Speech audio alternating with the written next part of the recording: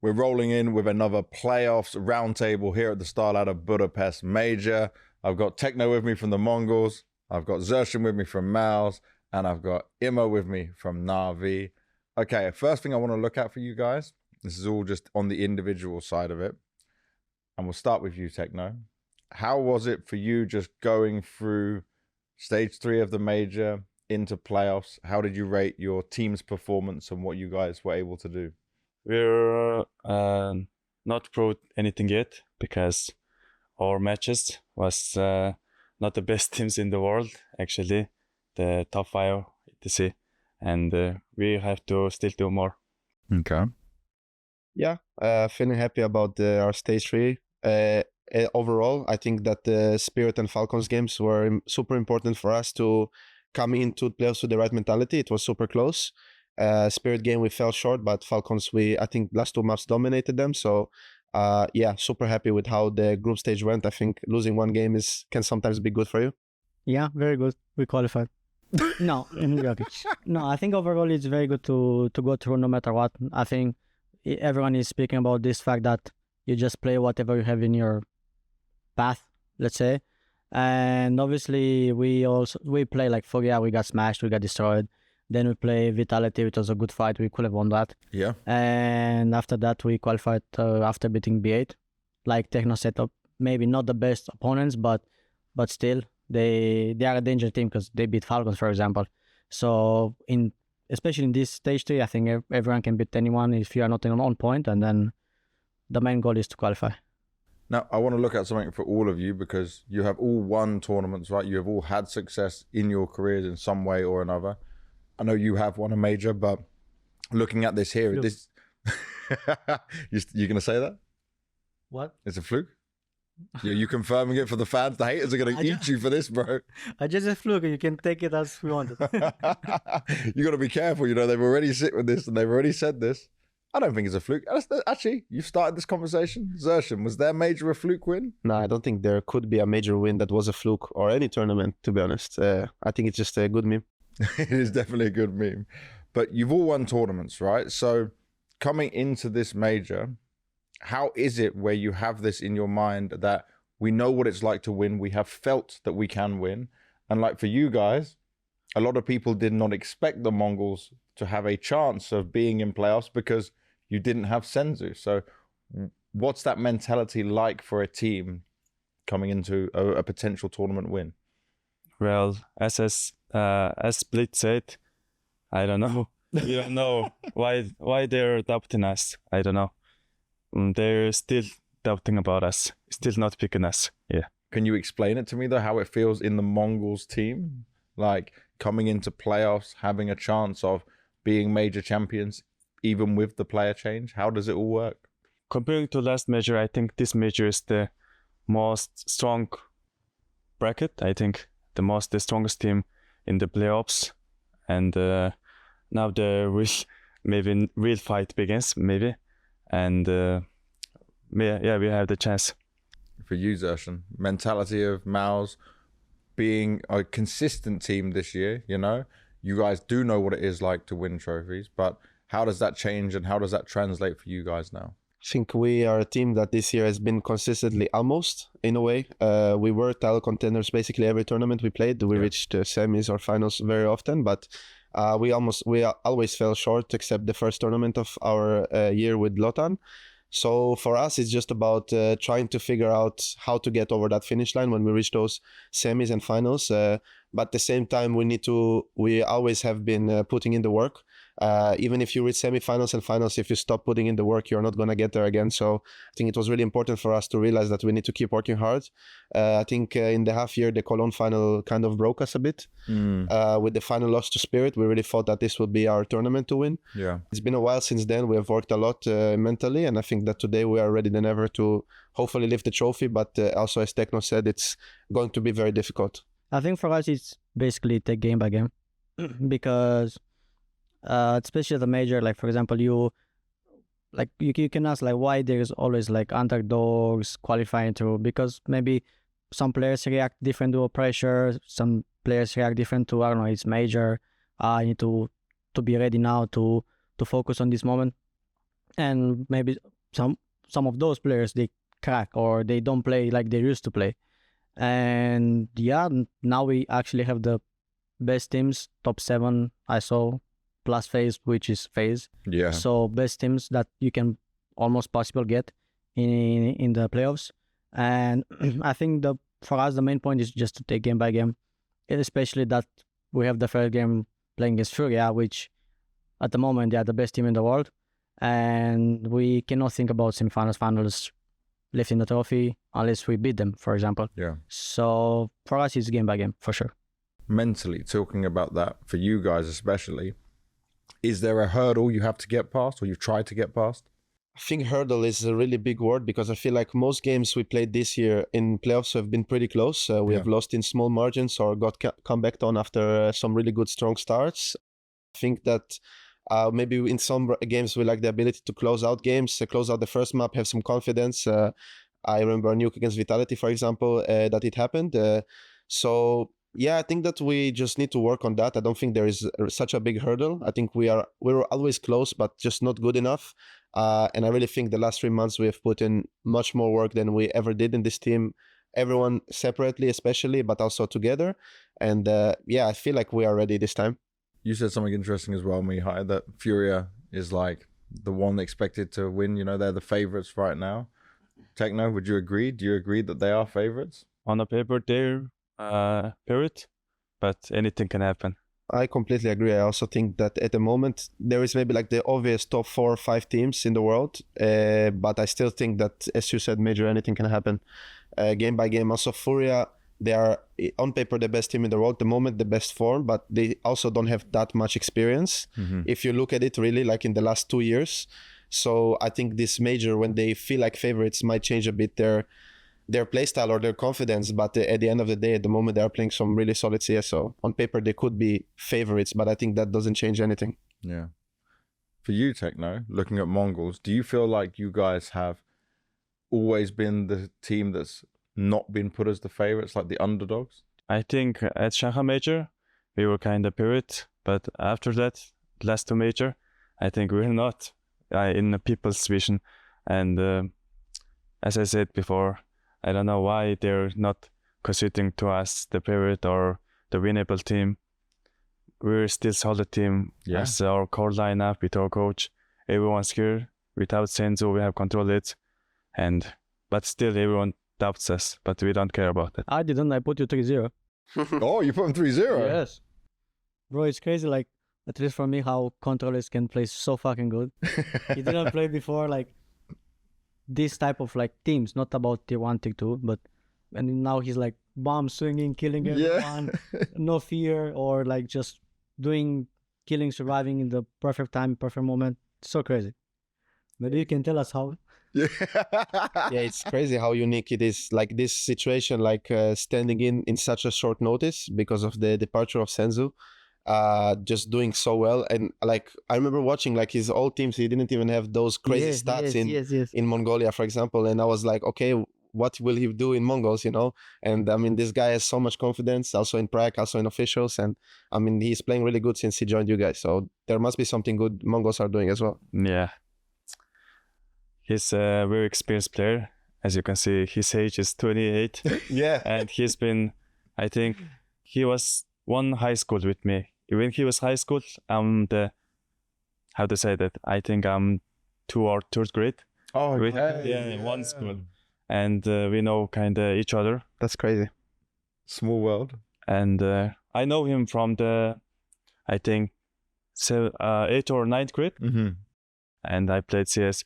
And we really need the experienced player for the young roster. Yeah. And he's kind of doing his job very well. But you know, like, I think I can see what the guys are saying here is that Senzu was a great player. Yes, he's a younger player, but when you lose him, we maybe expected that MongolZ would struggle.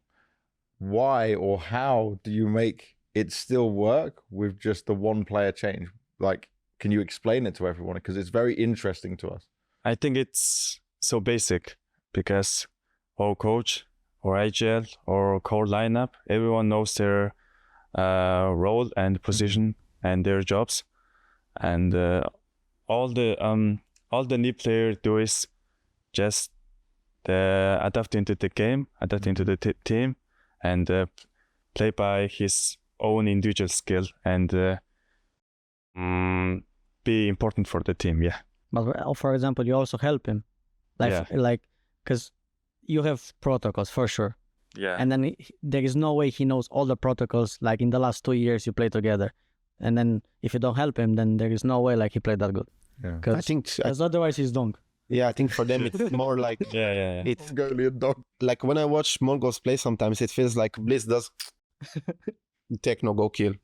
It's like this, or sometimes he says I go kill, and like you guys, I feel like I'm not saying that you don't necessarily have a system, but I think you guys really like to rely on individual skill and trading each other and playing together.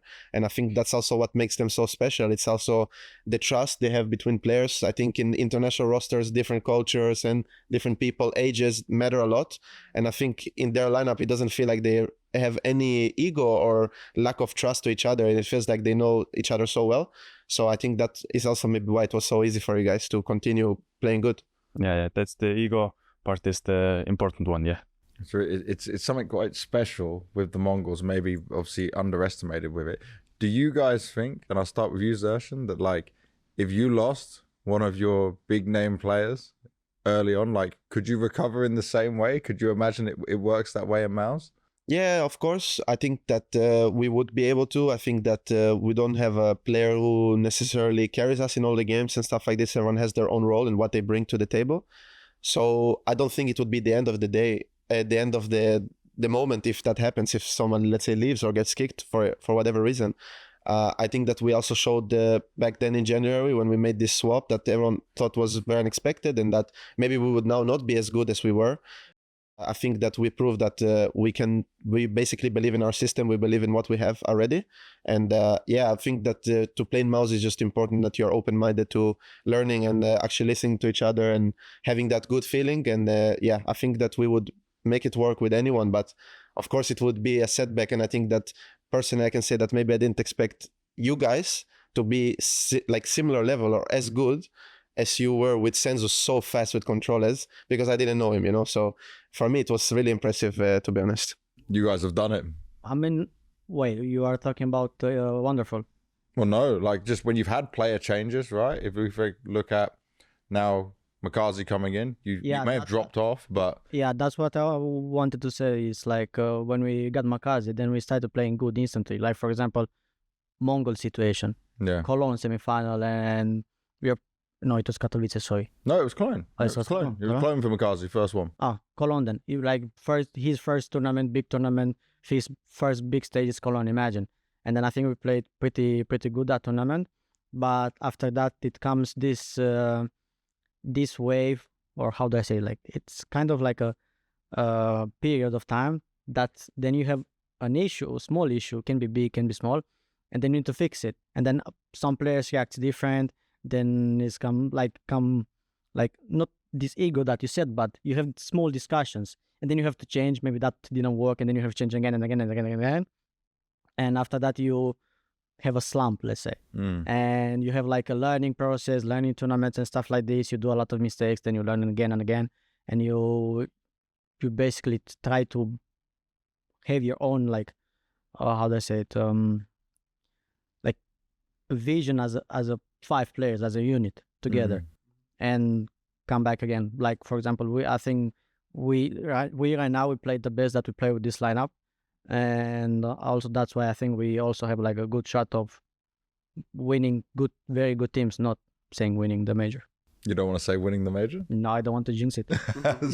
Smart. I think this is super common to happen. We also talk about it in the team, and also like the media likes to paint it as like the honeymoon phase. Yes, exactly. But I think it's a lot deeper than that. It's not like, nice, I'm playing with this guy now, I'm really happy. It is in some way, but it is just logically how people react, because we talked about when we brought Spinks in, we won the first tournament. Yeah. There is always a stage in the beginning, you figure each other out, everyone wants to give up their own, he likes to do this, I love this guy is doing so good.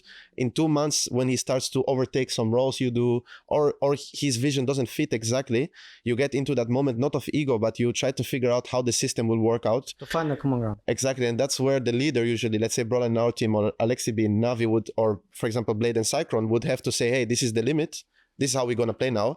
And if you don't go through that stage where there is a line drawn for players, then you will never have an identity as a team. It will be too random. So it also happened with us with Spinks, probably happened also with you. And I think that it's super normal. What people call honeymoon is more like the team just forming. You know, at some point you will need to figure out the identity of yourself. Do you view at the moment, this moment you're going through with controlez, that it is like a honeymoon? At the beginning, he was kind of struggling and maybe nervous because after we called him to standing him, yeah, and he's very happy. He's told us, and kind of surprised. How to say that? It's extremely happy and shocked. Yeah. I also can't imagine how happy he is that he's gonna get the trophy in game. Yeah. And first games, as you can see at the Chendo, he was kind of nervous because it was his maybe the big stage tournament and ESL tournament as well. So after that, we kind of struggled for the Hong Kong. Yeah. Everyone's kind of tired, exhausted, and we placed last place. So after that, before here, we practiced kind of good practice with the 10 days. So you can see the results with him, and he's killing now. He definitely is. It's looking really good. And then for you guys, as like all being in different scenarios and different points of your teams, you've all made it to the playoffs, right? You guys have an interesting situation that this might be the first crowd which is super on your side, you know? You've got the potential backup of Hungary and getting that cheer for Torzsi as well. Does that put more pressure just on him or more pressure on the whole team? Well, first of all, I would like, maybe jealous, not the best word, but I was always a bit like jealous of other teams. Not of Torzsi, but like, for example, like I feel like you guys have a really good fan base. Yes. Also, you like, I feel like every arena you go to, there's the MongolZ fans. Yeah. Sorry for interrupting. Every Romanian loves MongolZ, I swear to God. Yeah. Really? Yes, bro, they cheer for you so crazy. You don't even imagine. Unfortunately for us, I'm not really sure why, but people really hate us, to be honest. It's been like that for every stage we play in. It's been something we've had to deal with for a long time, but we learned to understand it. It's however people want to think of us, it's their choice. But yeah, it feels amazing to have the crowd. I don't care if they chant my name. I don't necessarily need it, but when I hear Torzsi's name being chanted, it's the best feeling because I know how much it means to him. Yeah. So to have the ability to get the crowd supporting you, like when you make a good move, like sometimes in some arenas I can do like a sick ace and it's silence.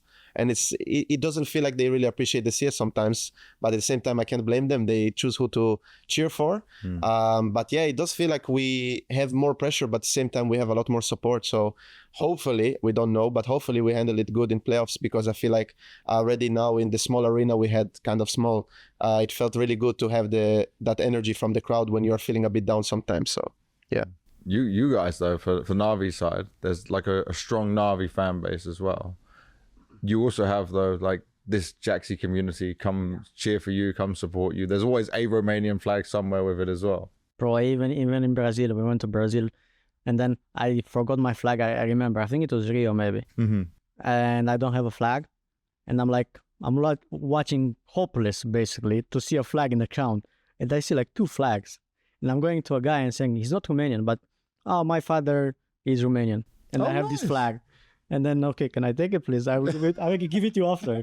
Obviously, I never found them again. Oh, no. How can I find him? Like, for example, the next day, you know? Yeah. And then I keep the flag even now. Oh, you still got it now? I think I think that's the same flag, yeah. Well, this guy now at least knows that flag was used and taken care of the whole time with it. For you guys, though, looking at being supported, feeling this energy, do you feed off it as well? Do you get that from an arena? If it is more cheering or more support for you guys, does it change anything?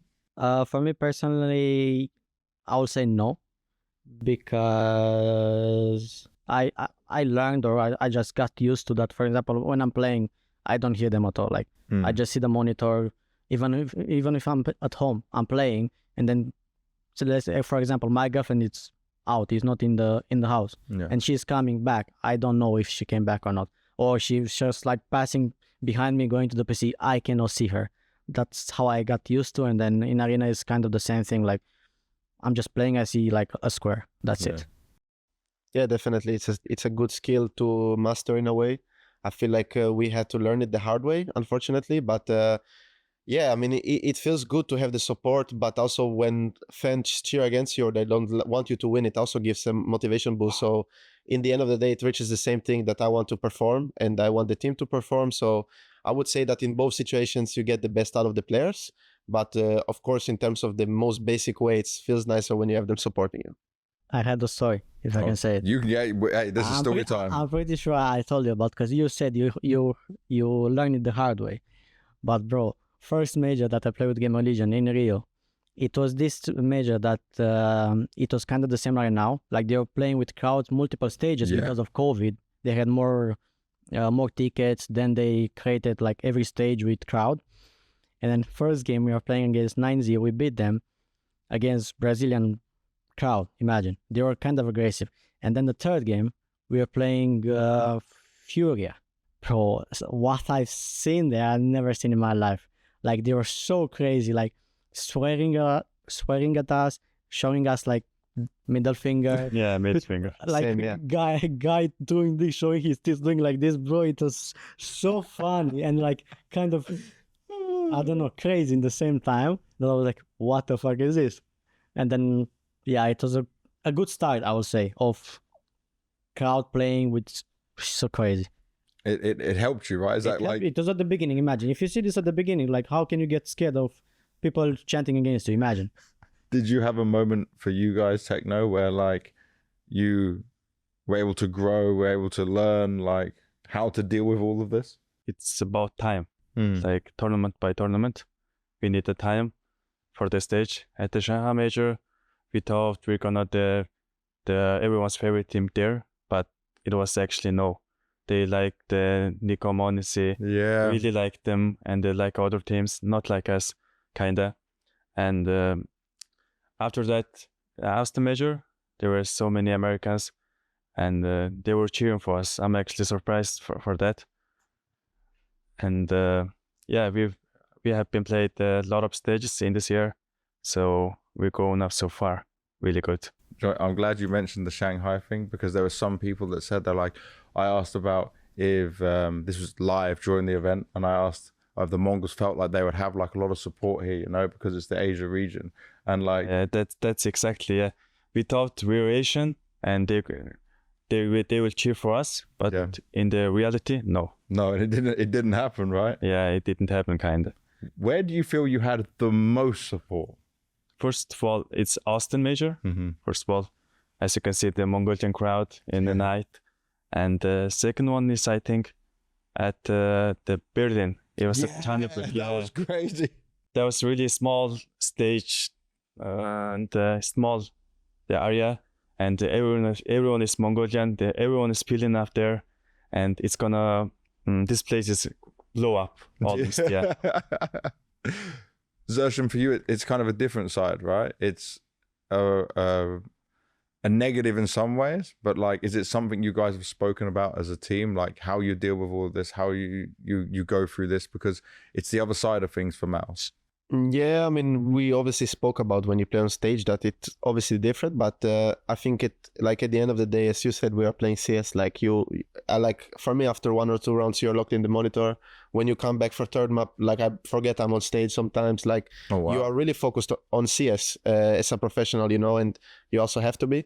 I think it's also really important to enjoy it. Also, when they boo, like I personally have learned to, like when let's say we walk on stage and the crowd boos you, like, you know, enjoy it, have fun, you know. Like for me, that doesn't really matter what is the sound. They're here to watch you play at the end of the day. So I never take it personal. I don't, like, it's not something I hold against them at all. But yeah, that's it. Basically, we never really spoke about it in such big words or made a big change. It's, as you said, also it's about more experiencing it and learning how to be better. You know what? It helps me sometimes because obviously I didn't experience like you experienced with the crowd fully, but I experienced a lot of hate. And I'm thinking myself, bro, they are hating me, but when it's any session, they are coming to us. True, that's a very good way to look at it. Do you get a lot of haters? In the back, like back in the days, a lot of them. Even now, I think I have. Really? Yes, you cannot Like imagine. you mean the DMs or what? Yeah, yeah, of course. DMs, comments. Yeah, of like course. Of Casual course. TV. And This is the most crazy thing in CS. Till this day, I think we definitely have the most toxic community online. Oh, okay, yeah. Online, 100%. On stage, on crowd, they boo you, but at the end of the day, they will like clap when you win, or they will say, they will come to the signing session, they will be nice, but in DMs, it's crazy. That's the worst I've ever seen. Do you get there's a lot of Mongolian fans that are negative, more hate? Because we see a lot of the positives, right? Where we look at the media, we look at the crowd, we see this nice, really good moments. Oh, the Mongolian fans are really cheering. Is there also these online bad fans? After we lost, kinda everyone hates us. In Austin? No. I mean the after tournament. Oh, any game. Yeah, any game. Kinda elimination match, and because there are a lot of the Mongolian fans, but most of them are don't know about CS too much, you know. Just they just know we're gonna shoot each other and kill each other actually, and if you don't kill, you're bad. Yeah, it's bad, and we're gonna just win. Whoever reached the 13, we just wins, and that's all. Yeah, it's good as a professional to adopt the mentality of that. I wouldn't take an opinion of someone I wouldn't take advice from. Yes, and exactly. If this guy can random, even analysts sometimes on the desk, if they talk, they enjoy the trend of hating on MOUZ. I feel like sometimes some certain people. So at the end of the day, I don't really care what they say. We choke, we don't choke, we're a good team, we're not a good team. At the end of the day, I wouldn't take advice from them about CS. So why would I care about their opinion? It's interesting because you say like about analysts as well. Do you guys listen to this? Do you follow on any of this stuff? I don't want to go into this. You want to avoid this? No.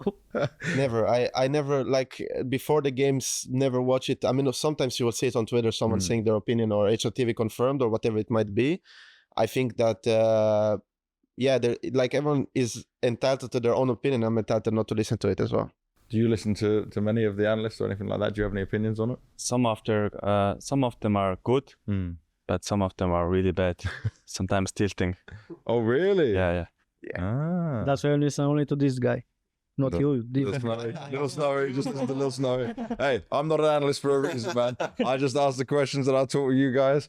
Do you think though that you could maybe have conversations with the other analysts, the other people who make these comments, and like explain your side? Do you think that's like a good way of doing it? Because I think one thing I benefit from is like, XertioN, if you remember Dallas 2023, you were having a bad moment in there. We sit down and talk, right? And like, I can hear your perspective, your opinion, and it makes me form a different viewpoint of why that might be happening, right? And then like with you, Emma, we talk, I can understand things because I get insight. So when I tweet something, normally it's like, obviously I'm not an analyst, but I'll say something of, I have this opinion, maybe this is what's going on, but it's like, maybe because they're not so informed, maybe if you did talk with them, you'd be able to, it'd be a fairer conversation. I think it's fair to say, but also at the same time, I don't care enough to change their opinion. I don't care enough. Like there's a lot of analysts, very bad analysts, like you said. They will just go and say, MOUZ are bad. Why? I don't know. They're just bad. I saw on Twitter, they're losing these games. They all the time losing this in the playoffs or whatever it is. They make their agenda. Like it also happened in 2024, even like in the first half a year, we didn't win, I think, a playoffs game in MOUZ. But then in Rio, we had a good run and we lost to the final to you guys. And then it's like, the stage choke is back. What do you mean? That wasn't stage choke though, yeah. We went Cologne semi-final. We went close against them. We almost came back from 2-0 down. Like they just, like some people just form their narrative. They stick to it because they feel like if they will hear something else, it will ruin their narrative and they don't want to hear it. And why would I waste my energy on it? The thing about a narrative, it can always change and should change, right? With what's happening. I don't feel like it ever changed with us, to be honest. At least some people are, as you said, there is some good analysts who actually understands the game, and I personally really like when like old school players go into it because they understand how the game works. Okay, maybe I have a game on 5-14, yeah, but what if maybe this guy missed a flash one round, I died. This round I got traded. But the 5-14 on the stat line is 5-14, you know? Yeah, it's just super negative to even talk with these people, like just the vibe they give some, but of course there is some that are good. Also, they deserve some praise as well because it's not easy to say the facts when it's not trendy, you know? Yeah. Sometimes they don't really don't have the points. Yeah. Really. Well, thank you so much all for joining me. I appreciate it. Some wisdom shared across the board. That is it for another round table. Enjoy the major, guys. Good luck. Have fun. And hopefully one of you guys is going to be lifting the trophy at the very end of it. Thank you. Thank you.